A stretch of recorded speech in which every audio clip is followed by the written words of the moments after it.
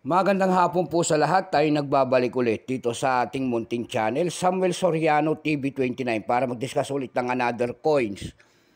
Ayan, para malaman natin ang kanyang mga presyo sa ating mga online selling at isa naman tayong kolektor. Ayan po, magandang hapon po sa lahat ng ating mga kolektor at mga numismatis po kung saan kayong dako ng mundo po. Keep safe po sa lahat and God bless. Maraming salamat din po sa nanonood. Lahat doon sa ating FB page, ayan, Samuel Soriano po, lahat po na nakapalo sa akin doon, ay thank you so much. Ayan, maraming salamat po sa inyo po, at yung mga nagsisend lalo ng star sa akin dyan, ay maraming salamat po. Ipalo nyo naman po sana ang ating FB page, ayan, Samuel Soriano po. Ayan, at maraming salamat din po sa lahat ng aking mga subscriber dito sa aking YouTube channel. At ito po ay umabot na tayo ng 1K subscriber po. At thank you so much sa inyong lahat ng ating munting sumusuporta dito sa aking munting channel. Thank you po at God bless po sa inyong lahat.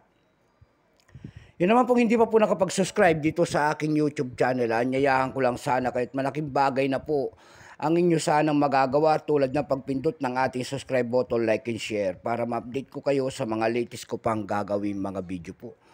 Meron na naman tayong pag-uusapang barya guys, at ito po ay barya po ng Netherlands. Ayan, 10 euro cent po ng Netherlands, year 1993. Ayan, 10 euro cent. Baka meron po kayo ngayon dyan na mga ganito po. Ang bili po natin dito ay mga bultuhan po. Ayan, send po kayo ng send ng mga message po. At doon po kayo mag-send ng message doon sa FB page ko po, Samuel Soriano po. Bultuhan po, ayan, panuorin nyo po ang video natin. Baka mamaya isang piraso lang naman po yan, talo tayo sa shipping fee, at hindi naman po ito kamahalan. Ayan po sa ating mga listeners dyan. Ayan, bago tayo magsimula sa ating talakayan, kilalanin mo muna natin siya para makita natin ang kanyang presyo. Issue po nito ay Philippines po, period Vectrex po, ayan, 1980 hanggang 2012. Type nito standard circulation coins, years 1999 hanggang 2006. Value nito 10 euro cent, Netherlands. Currency euro 2002, up to date po. Composition yan ay Nordic gold. Hindi ko po alam kung isasanla yan. May bigat lamang itong 4.1 grams, may habang 19.75 mm. May kapal po naman itong 1.93 mm. Hugis po bilog. Orientation nito ay middle alignment. Number M-148, reference number KM-237. Tatlong klase po ang nilabas sa barya na hawak natin.